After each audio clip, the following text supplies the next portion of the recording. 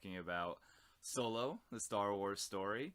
And you are joined once again by Zach and Nick.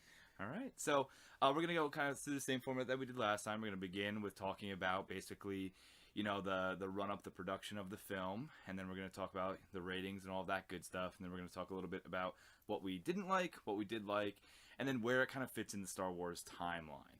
So that's how our review is going to kind of go. So we won't get too spoilery until a little later on. But definitely we're going to start off with talking about, how this film came to be. And it was not easy. Not easy, no. So obviously, everyone as a little kid is like, I want this Han Solo movie because he's the greatest character ever. I don't think it was ultimately necessary, but we'll get into that. Starting off, originally this was going to be directed by Phil Lord and Chris Miller, who made the Lego Movie, Cloudy with a Chance of Meatballs, and 21 and 22 Jump Street. They Ready were for a Star Wars film. Yeah, that's the baseline. You make one cheap monster movie, you get Godzilla, you get Star Wars. That's enough for some people. Impressive. But anyway, they were sacked back in either June or July of 2017 for creative differences, and it was a question of whether there was just going to be some rewrites, some reshoots, but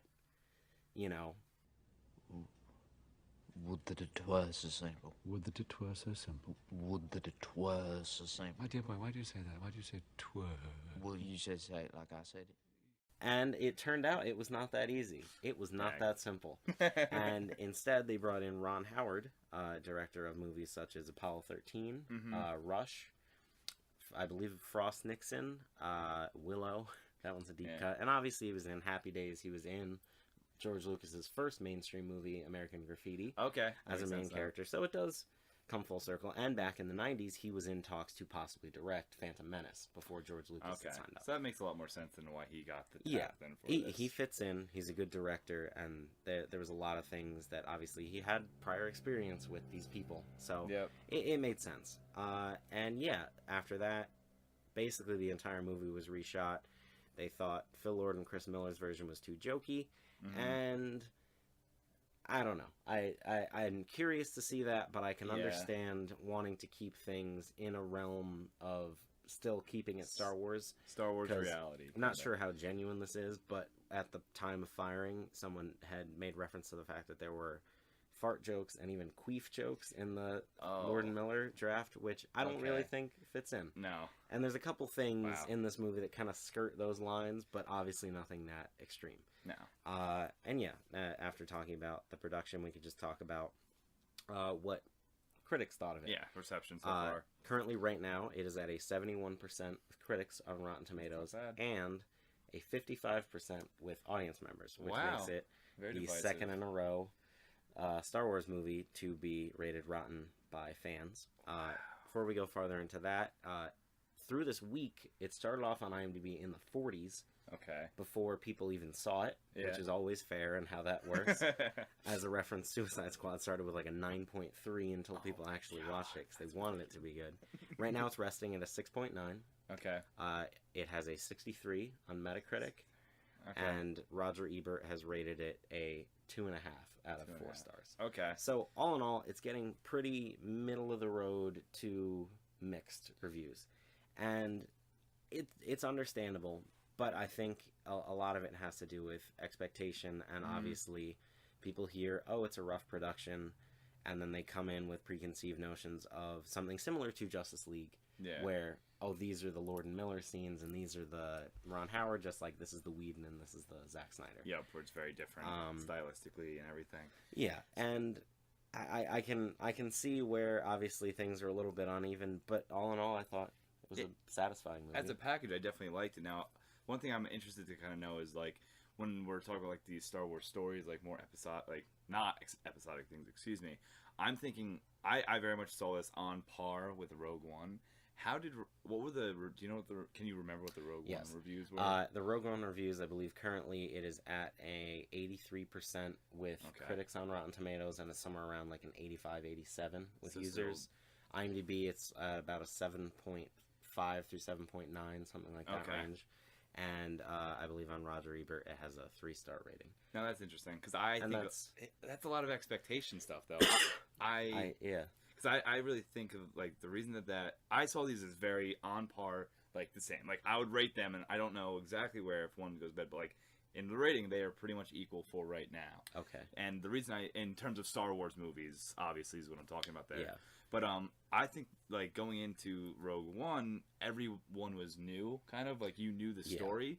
This one, you knew the stories and you had this view of the character.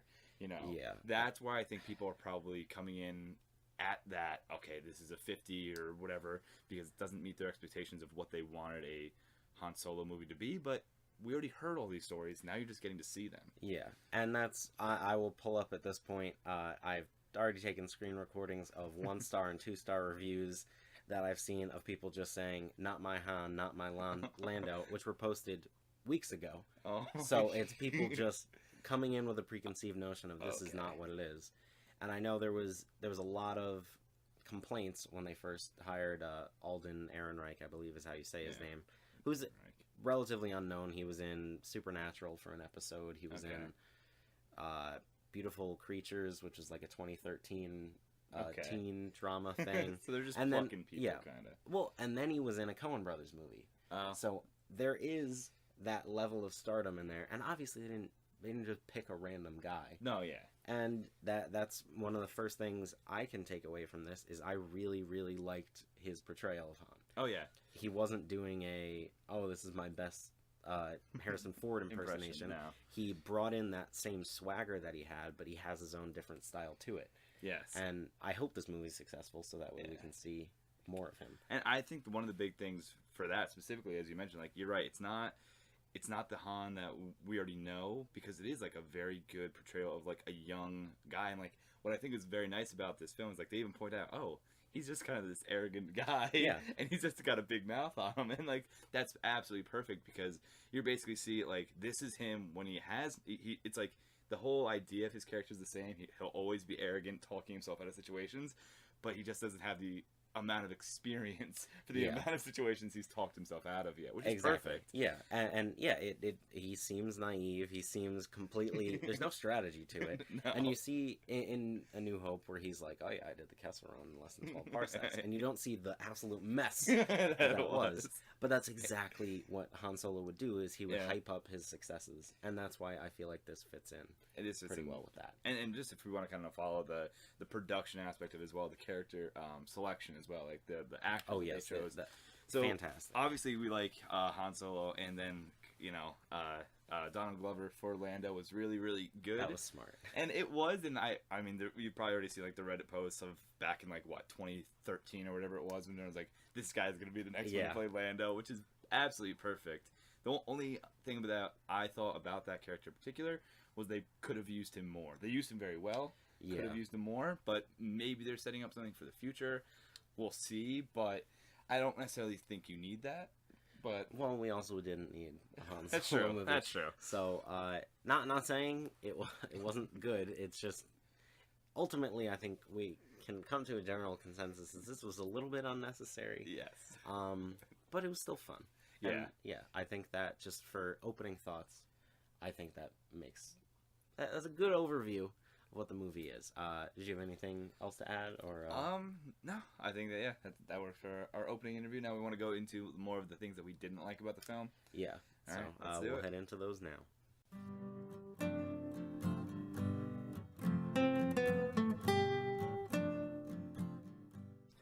All right, now on to the negatives about Solo, and I think I'm going to start with like two kind of like very, very nitpicky kind of things that I personally saw.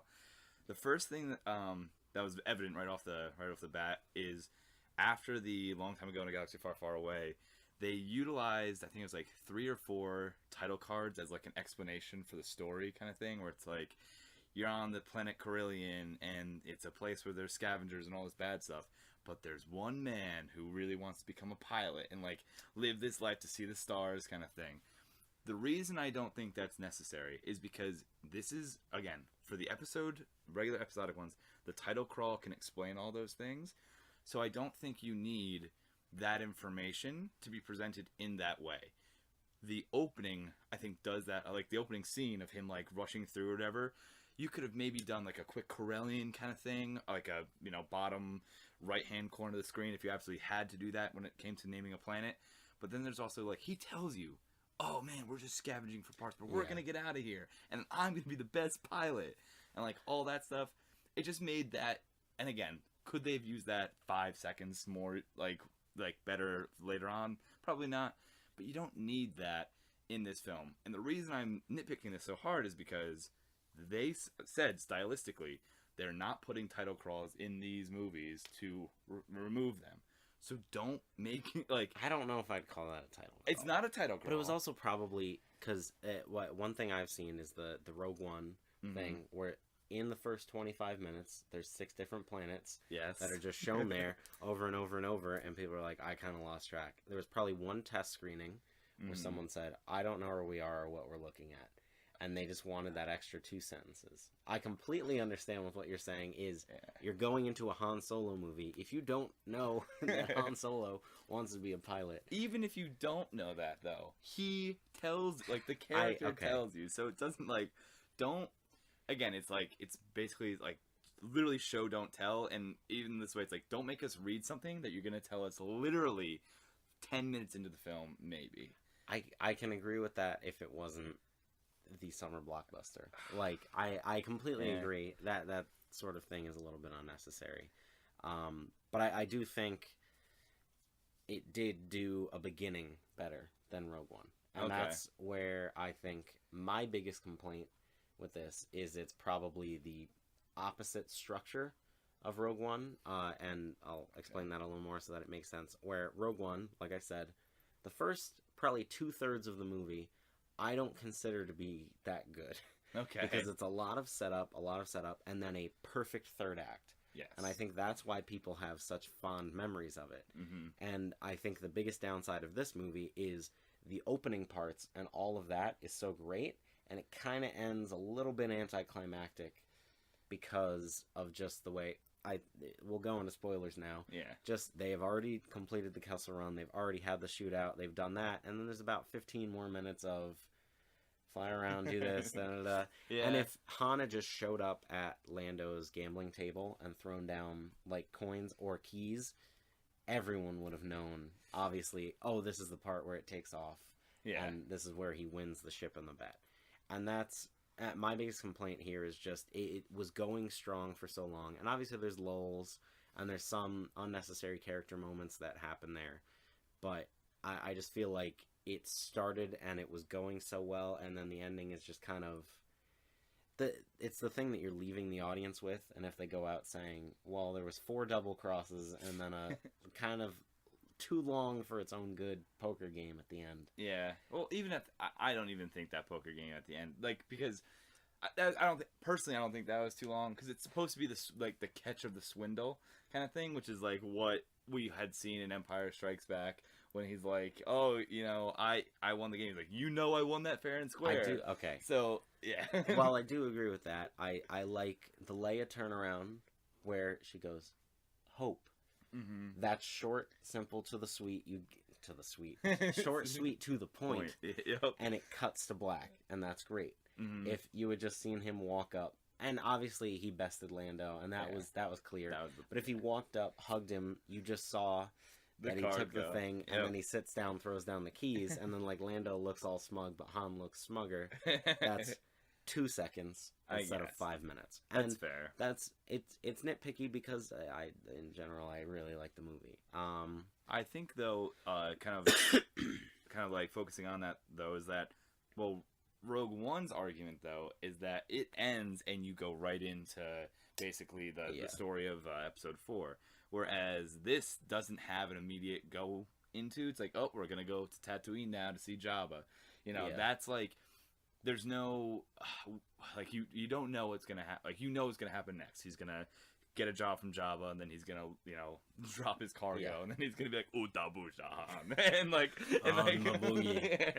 but like, that's kind of all we kind of need to know. Rogue One's ending is better because you know what's coming next. This, you kind of have to fill in that time period again. But I was so happy with, like, the Kessel Run thing and all that, and even like the double crossing, where I do like the way they ended this movie, but I feel like if they had just trimmed a little bit else out of there, and then this kind of leads me to another. There's probably only like 2 more complaints I can think of right now. We're fresh out of this movie. Yeah. And I had not very low expectations, but just I knew that this one was a more troubled production, and I know that people were going into it giving some shit to it, and all I could think of was, well, this is like My Little Engine that could, and I really hope Solo is good. Which is weird to say about a huge blockbuster movie with big name actors about one of the most beloved movie characters. Yeah. But anyway, tangent. I liked the Darth Maul edition.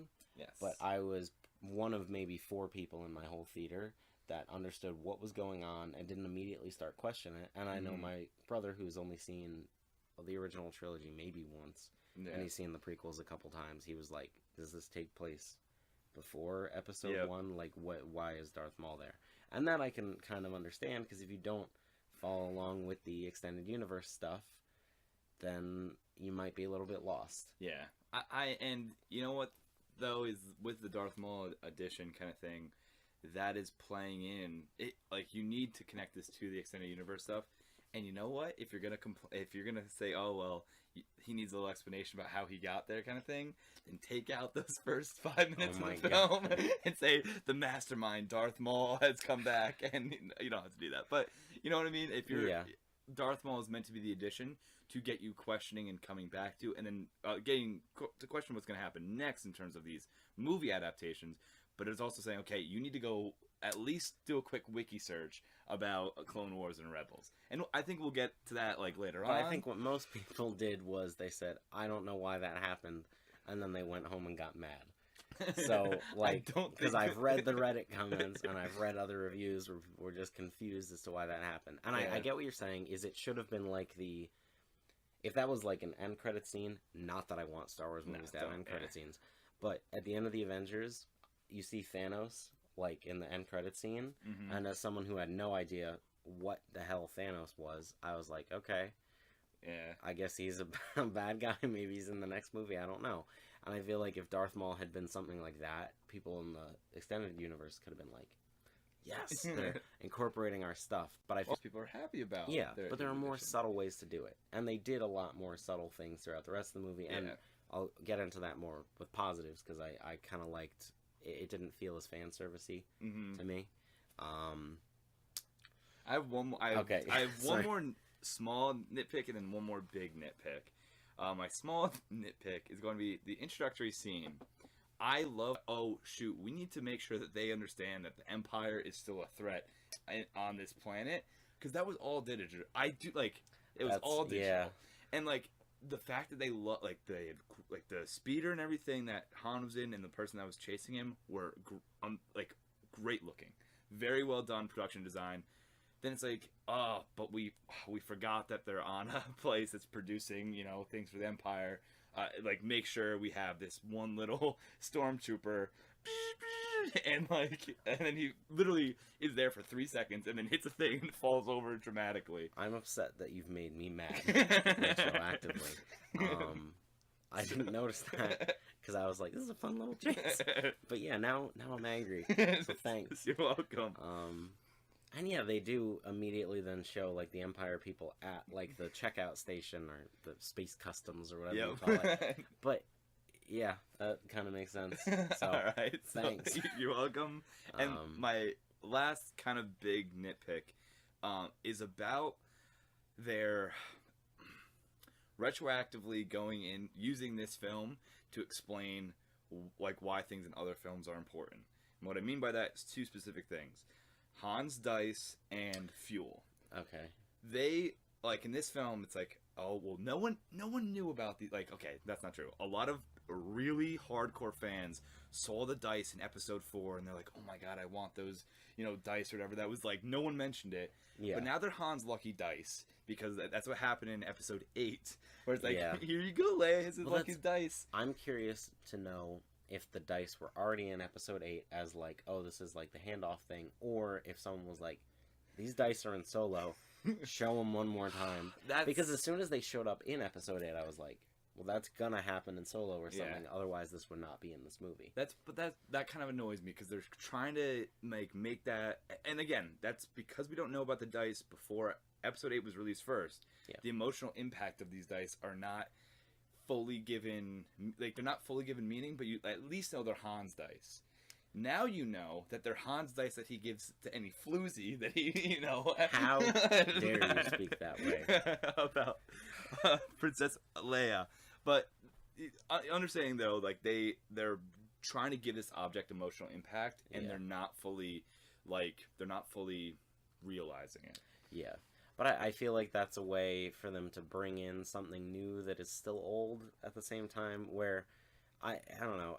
They already have it though with like the Millennium Falcon and like Chewie and everything else. But I don't know. I can kind of agree with that. And now also fuel. I want to go just a little bit into fuel. I don't get the fuel thing. Episode 8 was all about how they didn't have enough fuel, and now Episode 5 is all about how they didn't have enough fuel. And now the reason why is because they only had 2 caskets that Chewie carried across the desert to give to the. And I was terrified that they're gonna say, "Do you know what this fuel represents?" And then to just turn the camera and be like, "Hope." I thought the Marauder, when she turned around and said like, "Oh, like it's the light that starts something new" or whatever, or I'm misquoting Episode 8 like, right now. But and it was basically just like, it was a way of saying we don't want to say hope a second time, so it's the spark that lights the fire, whatever. But yeah, like that I can almost understand. But basically, every single Han Solo thing has had to do with fuel. So I'm going to have to completely disagree with you on that. And bring us to the most important topic, is why do people keep hiring Emilia Clarke? Because she's good in Game of Thrones. Yeah. Name me one other thing that she's done that's been decent. Terminator? No. Terminator Genesis sucks. And even in this movie, she's fine. Yeah, she's good. She never adds anything at any point to me. There was never a point where I was like, this is Emilia Clarke's time to shine. No. And every time she kind of had a solo part, like when she was talking to the female robot and stuff like that, I didn't care. And it was not because, like I don't like Emilia Clarke. It was because I don't know why these two characters need to have a moment right now, other than the fact that one of them dies in 10 minutes. But it kind of felt like they had enough of an introduction for her in the beginning by just making her Han's interest. Yep. And then they kind of there was like sinister undertones to like some of the stuff she did, and it seemed like she would end up being a bad guy in the end, at least to me. But she did. She did. But none of that was through what she said. It was always the way she acted, the way she like just what was happening around them. Is she never seemed to be quite on anyone's side, but I would never say that was directly because of her expert acting into tricking me or something. The thing is I think if you have, like, they need actors to bring in, like, people, like, oh, that Game of Thrones girl is in this kind of thing. So I understand she is a draw to the box office, and she's a huge star right now. So, like, if you can cast her and she says yes, who else? Like, if it can be any person and you have a choose, and she's the first person to say yes, like, you know what? Fine, bring Emilia Clarke out. She's good. Like, she's not gonna ruin the film. And that was my fear. When they announced her, I was like, everything I've seen that's not Game of Thrones that she's in, I despise. Oh, okay. So I don't know, bring in like who played Valkyrie? Tessa Thompson. She would have been good. Just like someone interesting. Also, not really a negative. Why did she have a British accent and Han didn't? If they're both from the exact same planet and have the same upbringing. Star Wars is a big galaxy, but definitely there's some interesting stuff there. The other thing I wanted to kind of just like bring up, I guess, as well. It's not really negative. So actually, you know what? I'm kind of done with my big negatives. Objects having meaning though are important to Star Wars. So why ruin the dice, and why misuse the dice? Why misuse the fuel? That's all. I'm going to leave it off with that. Okay. So yeah, I think at this point we'll move over towards positives, because obviously things are getting very even on this couch. So yeah, we'll head over to positives now. All right.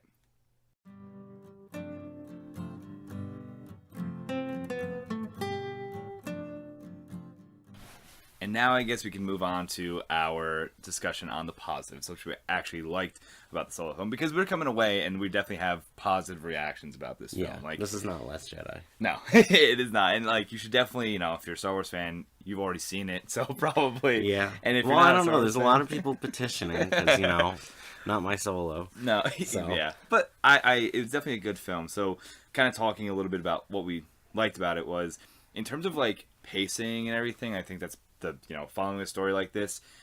What's nice about these one-off kind of things is they have found their aesthetic and they understand that this is a one-off story kind of thing, and they're able to condense it. Yeah. And I thought make it interesting throughout. So I was, once I was in the seat and I was watching it, I felt engaged throughout the entirety of the film, which I think is at this point just the Star Wars Disney formula of keeping you like engaged, because they had all the right plots going along. Like, but I didn't feel that way with Last Jedi. That's true. And like, I really liked this movie. There was never too long spent without an action scene. Yeah. And granted, that could also be like to its detriment that maybe some of the characters didn't get fleshed out, and when some of the people died, it was like, okay, like I know I care, but it's not the most important thing. Yeah. But all in all, I think the pacing was fantastic because it felt very brisk. Mm-hmm. And as it was coming to an end, I knew the end scene before the movie came out. I shouldn't have gone on Reddit this morning, but I did because I was like, oh, what more could be spoiled? And apparently a lot. Oh God! But yeah, it was just, it came to an end. I was like, has it really already been like 2 hours and 15 minutes? And the answer was apparently yes. Yeah, that's good. But yeah, the pacing was very fast paced, very well design, and also just the look of it. I think it's one of the I feel like prettier is a weird word to say because it's very gritty and dirty, but it has found its aesthetic as like this in between spaces of what we know as like the clean prequels where everything seems so smooth and so perfect and utopian, and then the grunge of the Empire, and this is a great in between. Yes. With that, and yeah, there were parts of it that just, it felt like a good war movie. Mm-hmm. Which is another thing that Rogue One did well, and just the world building that it did within here. Because there's robot uprising. You see Wookiees working as slavers. Yep. You see the beginnings of the rebellion in places that maybe haven't had it before, and it's just it's a great way of seeing. Because all these movies don't have to be, oh, these are these 4 characters and this is what's gonna happen because this is the Star Wars formula. And I feel like this one did a good job of breaking away from the mold with that. Yeah, and I think the major thing is they had like the very clear things, like we're gonna show the Kessel Run, and we're kind of basing our story about, okay, well, why is he going on the Kessel Run? And once they had that narrative kind of drawn out, now they kind of were saying, okay, now how do we fit things in that give greater meaning to the universe? And like you're right, especially with the whole Wookiee enslavement, like you don't, and like the main storyline of Star Wars, you don't hear about that. Yeah. But the first time you're introduced to Chewbacca, one of the most recognizable characters of the film, it's incredible because he's in this cave, like all caked in mud, like full beast mode, and like it's like, oh, how many people has he eaten? That's what I want to know. And that's why it's like, oh, we're not gonna talk about how many people he's eaten, but like it was just it was great to see him not only be like this. Basically to see him at his full strength and power, like raw animal kind of thing. But then instantly the humanity of Chewbacca comes out when Han's like, yeah, I speak a little Wookiee or whatever. It's like, okay. Basically.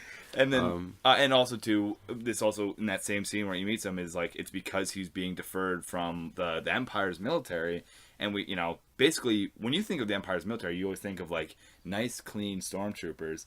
And you also see them on big spaceships, and now you've seen them on, I guess, Scarif and also the Force Move Endor and all those places. But now you're seeing them in actual warfare against, like, oppressing a colony, or oppressing what will one day become a colony. Yeah. And those stormtroopers that you see on those nice polished ships are not the people that are apparently oppressing these planets. It's these like actual like World War II-esque kind of these expendable grunts. Yeah, and just be pushed out. And that was another interesting thing. Is in the beginning, he was like, well, yeah, you want to be in the Air Force. Everyone here is turning into grunts, and like this is what you're gonna do. You're gonna be on the floor doing all this, and it was great because it was like trench warfare. Like it looked like the end of Full Metal Jacket when it was just fire all over the place. they weren't singing the Mickey Mouse Club theme, but I think that would have been too much breaking the fourth wall. But it would have made sense though, because Disney. So I don't know. Now I think that was definitely very cool to see, and then also too, the further kind of world building stuff too. I like the kind of inkling of rebellion, because we're rebels. We rebel. We rebel. It was more interesting. It was like the rebellion's actual, like the people, like the actual people behind it, like the people. I mean, not these people that are planning it, like Mon Mothma sending that the person to Scarif to get the Death Star plans. These are like the people like, oh, we are being oppressed and used as slaves on a planet to mine this fuel for the Empire, and now you have. And then the other layer of that is not only do you have people, but you also have like this whole robot equality movement as well, which is like, that's a whole nother level to bring in. And it's kind of, they definitely mix those two. I would say they would mix those two like huge ethical problems into one, which is I at least how they kind of represent it, where you have literally a robot going around screaming rebellion, freedom, and like all the little robots crashing everything as people are running out to be free. Like they definitely kind of give that its own little triumph. You don't see the resolution in this film because you have to wait until the end of the. But you kind of know where it goes. Yeah. But I feel like it did that much better than I feel bad just doing this, but it did it much better than The Last Jedi, where it was like, oh, we're gonna destroy the rich and we're gonna do this, because that felt like a tangent off of a bigger story, whereas this felt natural. Oh yeah, like it didn't. Obviously, we can go on forever about Last Jedi, but. That whole Canto Bight scene, while it's good in developing Finn and Rose's characters, in the end, I don't care about the little slave kid rebelling. I don't care about the animals being freed, because there are literally ships 10 feet away who are probably like, well, that was pointless. We're just going to bring them back.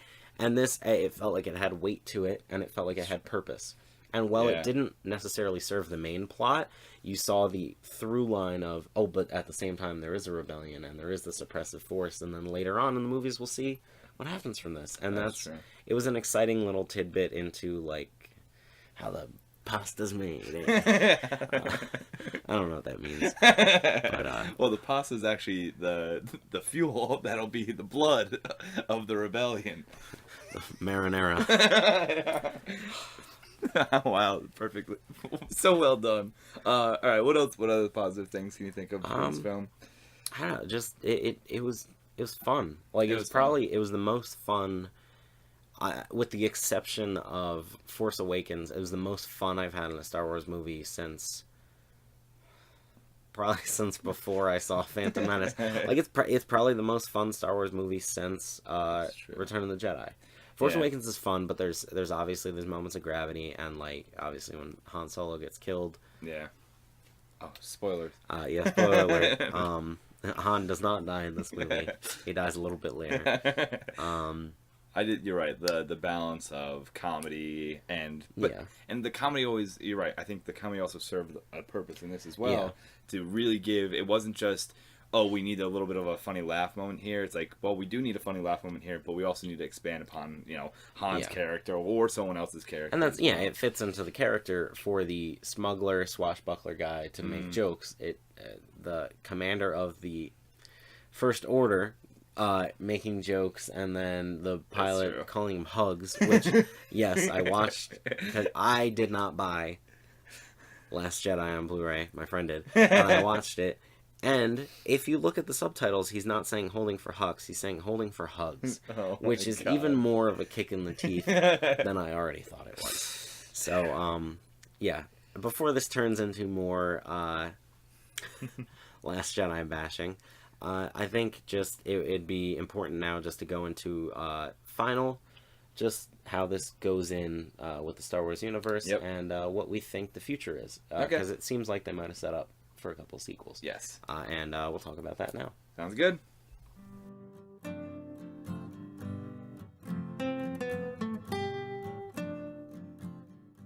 Alright, so we're going to kind of place this where it is in the storyline of all the Star Wars, and I think the crux of this actually is the big revelation that Darth Maul is going to be existing once again in the Star Wars actual movies now. But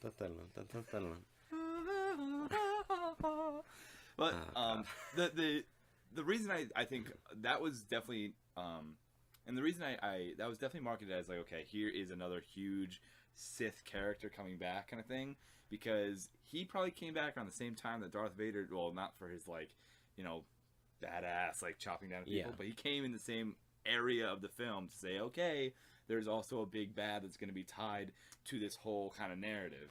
And I think Darth Maul has the power to be now revealed to the only movie going public. That's a weird movie going public that he exists, because he is around in the animated series, both Clone Wars, during the Clone Wars, and then in Rebels, which is after or during episode or before episode 4.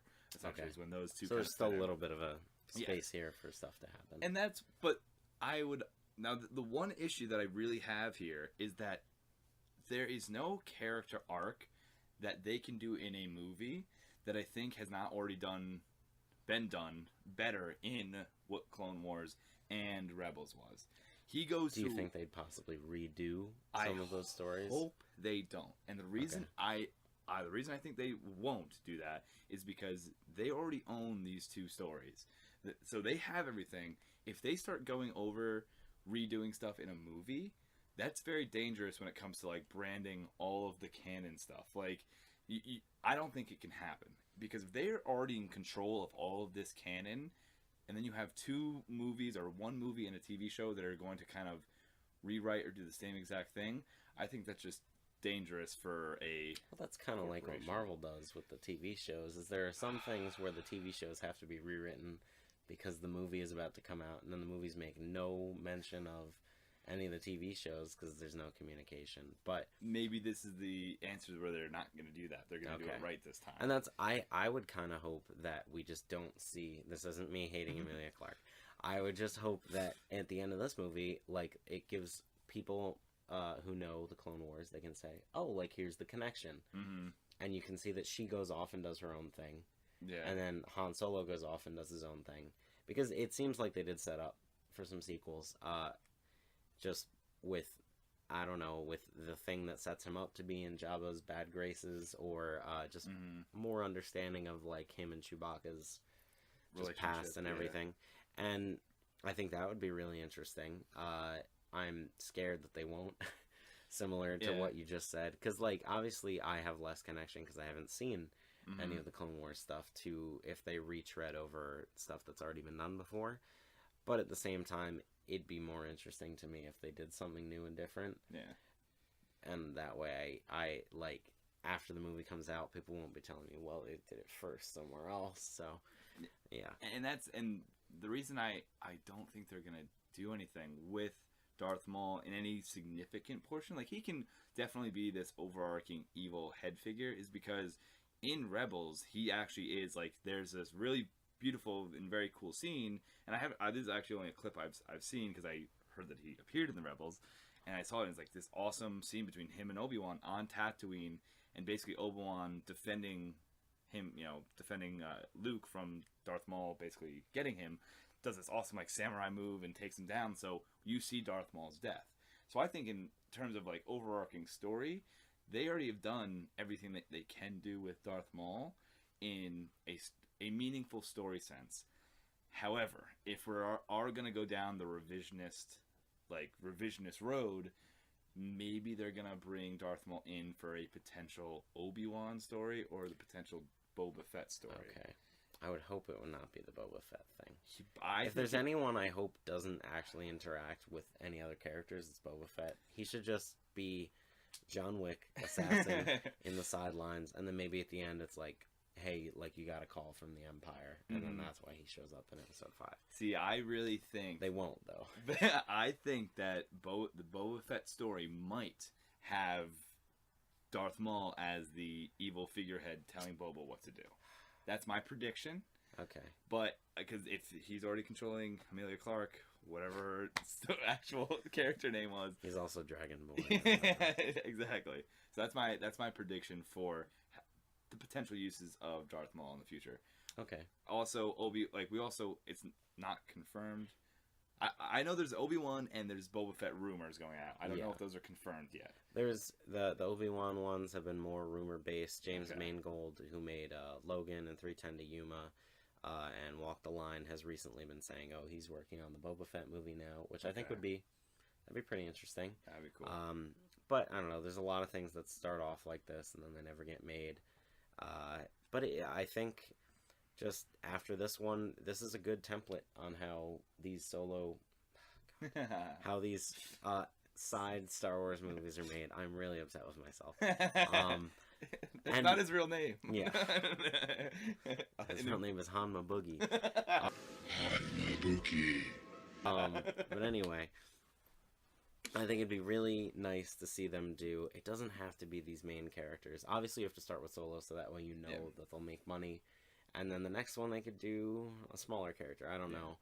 Boba Fett obviously has like that cult following for a reason I don't understand. I love Boba Fett, but if you ask me why, I couldn't tell you. Yeah. He doesn't do anything. He looks cool. He sells toys. He looks so goddamn cool. He's really great in the holiday special.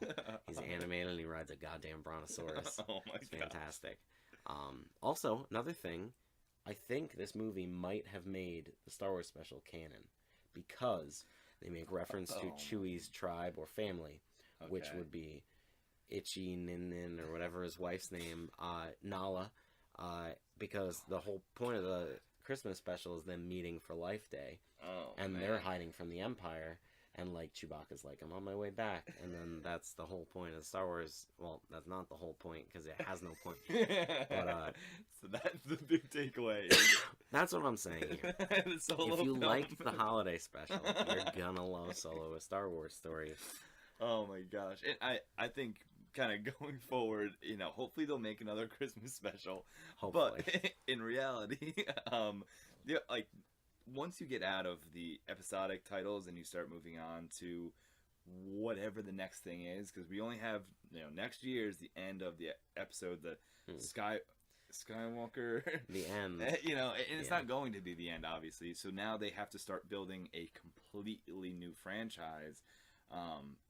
Well, hopefully it'll be a completely new franchise, unless it's going to just be, who knows. But, like, it needs to be something new. So you're right. They need to start introducing new people, or at least new Star Wars, you know, story kind of things. But who knows where that's going to come from? Because it, apparently, you know, they're not really delving into what was once the extended universe, like now Legacy or whatever, Star Wars. Yeah, I don't know. So there's what, 40 years of material of that stuff that they're not going to touch into. They also have like, but they've also borrowed some stuff from that to put into the main movies. All right, okay, so there is hope, I guess. Haha, thank you. We'll see. I'm fine for Star Wars. I love Star Wars. I will always love Star Wars because I have to. Yeah, I feel like at this point I'm kind of roped into it. I'm proud of myself. The first Star Wars movie I didn't buy was Last Jedi. So wow. I think now I'm reaching like that age where, like, you know, maybe movies aren't good all the time. If you love it, let it go. Yeah. But, oh man. I don't know. There's some things that are hard to let go. And that's connecting movies to science. Oh.